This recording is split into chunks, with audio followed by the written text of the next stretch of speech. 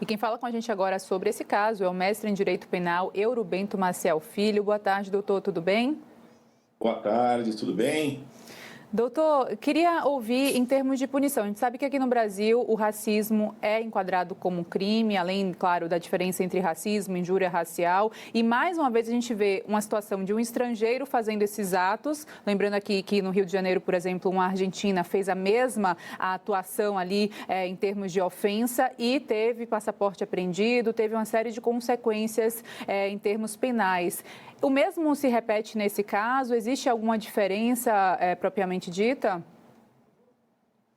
Assim, o que muda às vezes é o contexto da ofensa, né? Parece que a advogada lá no Rio de Janeiro ela foi até um pouco mais, digamos, mais candente na ofensa. Ela até, acho que, além de palavras, fez gestos.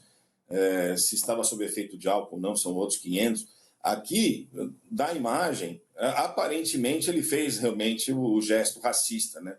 Que quem acompanha futebol, quem acompanha esporte, sabe bem que qualquer time brasileiro que vai jogar fora do Brasil numa Copa Libertadores, esse tipo de cena acontece praticamente quase todo jogo, né? Então, eu acredito que os nossos colegas, nossos vizinhos latino-americanos ainda têm aquela ideia antiga, como na época do Pelé, que ele era chamado de macaquito pelos argentinos, ele acabava com o jogo fazendo gols e belas jogadas e destruir os adversários. Só que isso passou. Não vivemos mais nesse tempo. Esse tipo de gesto não pode mais ser tolerado. Em tese, é um ato racista, sim, é uma injúria racial. Agora, professora, a gente tem visto muitos registros, né? Não só nas redes sociais, mas através... As pessoas hoje têm a possibilidade de gravar, de flagrar isso. Antes, as coisas aconteciam e não tinha testemunha, ficava uma palavra de um contra a palavra de outro. Eu queria entender como essa possibilidade, como esses vídeos, como as redes sociais interferem, inclusive do ponto de vista penal mesmo, nos crimes de racismo e na punição dos crimes de racismo. Então, voltando até o que eu falei agora há pouco, né? Nos idos lá de 60 e 70, esses fatos aconteciam também cotidianamente, falando no aspecto esportivo. Só que ficava no campo de jogo, ninguém era gravado, não havia, às vezes, um registro. Hoje, obviamente, 50 anos depois, a imagem da advogada lá no Rio, né? Isso tudo... O celular vira uma arma na mão da vítima, né? Uma arma no bom sentido, justamente para combater esse tipo de conduta, que antes passava despercebido, antes era tido como algo cultural, admitido. Não, isso não pode ser admitido, isso não é cultural, isso é crime, sim. E o celular, dentro desse contexto, as câmeras de segurança, os celulares, enfim, eles são realmente grandes instrumentos no combate a esse tipo de conduta. Mas isso não pode ser normalizado. Lamentavelmente acontece, mas nós temos que combater isso. Agora, doutor, quando a gente fala desses dois estrangeiros, né, como é que fica a questão da judicialização desse processo? Eles serão submetidos à lei brasileira, mas eles ficam impedidos de voltar ao seu país? Como é que fica essa questão? Porque é um crime inafiançável, pode levar a esse lado de não ter fiança que pague e ainda mais sendo também com possível reclusão. Como é que a gente interpreta a dosimetria da pena e também a aplicabilidade dela quando falamos de um estrangeiro em território brasileiro?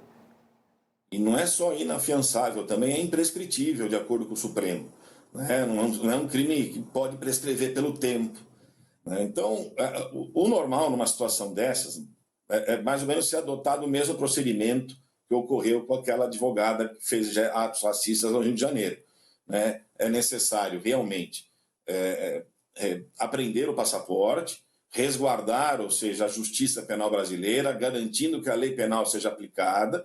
Agora, é evidente, né? Isso tudo também pode depender da atuação da defesa.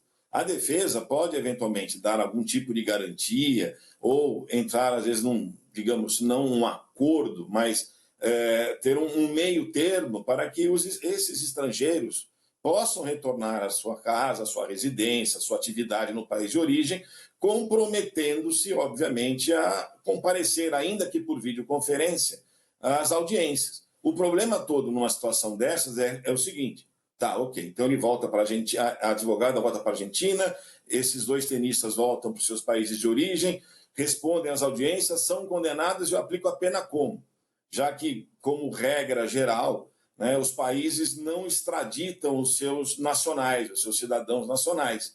né, que seria o caso. Então, o Brasil não poderia pedir a extradição para aplicar a lei brasileira quando eles estão residindo já nos seus países de origem. Então, é uma situação de certa complexidade. O correto mesmo é mantê-los aqui. Agora, se isso é proporcional, justo, ou realmente se é o que vai acontecer, isso nós temos que aguardar o tempo. Eventualmente, o juiz pode liberar o retorno, mas ficaríamos nesse problema da aplicação da lei. Como isso seria feito posteriormente? A lei não prescreve, né? O crime, aliás, não prescreve, não tem como pagar fiança, ainda assim parece que não é suficiente para coibir. A gente sempre está aqui trazendo crimes como esse, as pessoas aparentemente não temem essas penas que elas sofrem, tem como endurecer mais. Qual é a sua análise sobre isso? O que mais falta para que as pessoas deixem de praticar esse tipo de crime?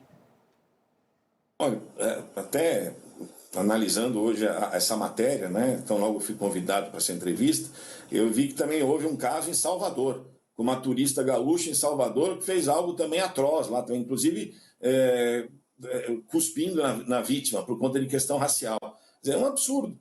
Nós temos realmente que crescer como nação, crescer como sociedade.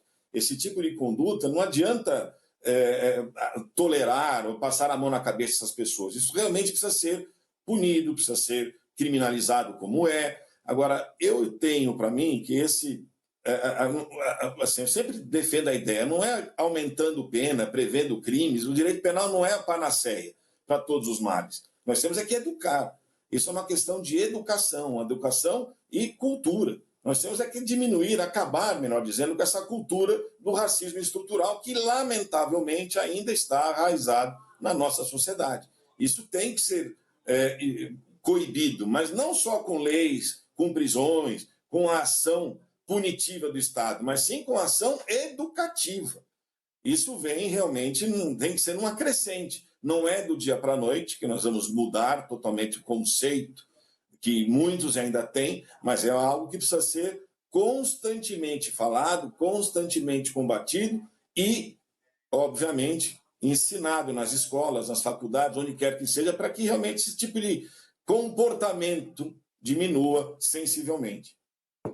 O que está me chamando a atenção é que eu procurei aqui a Lei 14.532, de 23, né, que foi justamente essa que fala sobre racismo, injúria e enquadramento criminal, e fala sobre circunstâncias agravantes, que é contexto de atividades esportivas, culturais, religiosas ou artísticas, no caso esportivas foi esse que a gente acompanhou em Itajaí, reclusão 2 a 5 anos e multa, além também de outras circunstâncias agravantes, redes sociais e publicações, o que também aconteceu o registro, e concurso de pessoas. Pena é aumentada de metade se o crime for cometido por 2 ou mais pessoas. Nesse caso, esses 2 tenistas, eles vão ter muito o que responder, né? Sim, eu estava até analisando essa questão na lei também, porque nós temos o crime de injúria racial, que é o artigo 2º-A, né, introduzido pela lei de 2023, e nós temos também o artigo, ali, justamente você está comentando, que é o artigo 20, que é incitar a discriminação, preconceito de raça ou cor, e aí sim, o parágrafo 2º-A desse artigo tem a conduta no ambiente esportivo. Então, num primeiro momento, no caso desses tenistas, eu acho que nós podemos capitular, tipificar essa conduta no artigo 2º, artigo 2º-A, que é a injúria racial. No entanto, como foi praticado no ambiente esportivo, dentro de uma quadra, né, digamos, foi uma prática de ato racista, eu não ficaria surpreso se o Ministério Público tipificasse isso no artigo 20. No parágrafo 2º-A do artigo 20. Nós temos aí uma colidência de normas, né? A mais específica prevalece. Em termos, a mais específica que se aplicaria no caso é justamente essa que você acabou de mencionar, né? Que é o parágrafo 2º-A do artigo 20. Né? Porque foi realizado no ambiente esportivo, dentro de uma quadra esportiva, é uma incitação ao racismo, vamos assim dizer, né? Uma prática de um ato racista. Então, sim, eu acho que nós poderíamos colocar isso num crime até um pouco mais grave. O concurso de pessoas, eu diria que aí talvez nós não tivéssemos presente o concurso de pessoas, porque um praticou um ato dentro da quadra e o outro praticou outro ato isolado com um funcionário já fora do ambiente de jogo, porém dentro do ambiente esportivo. Então são 2 condutas, cada um respondendo pelo seu comportamento. Não vejo aí talvez um concurso de pessoas. Mas o fato de ter sido no ambiente esportivo, eu acho que está bem tipificado, sim. Tá certo, doutor Euro. Obrigada pela participação aqui no Expresso. Excelente tarde para o senhor. Bom fim de semana também. que agradeço. Muito obrigado. Bom fim de semana. Obrigada.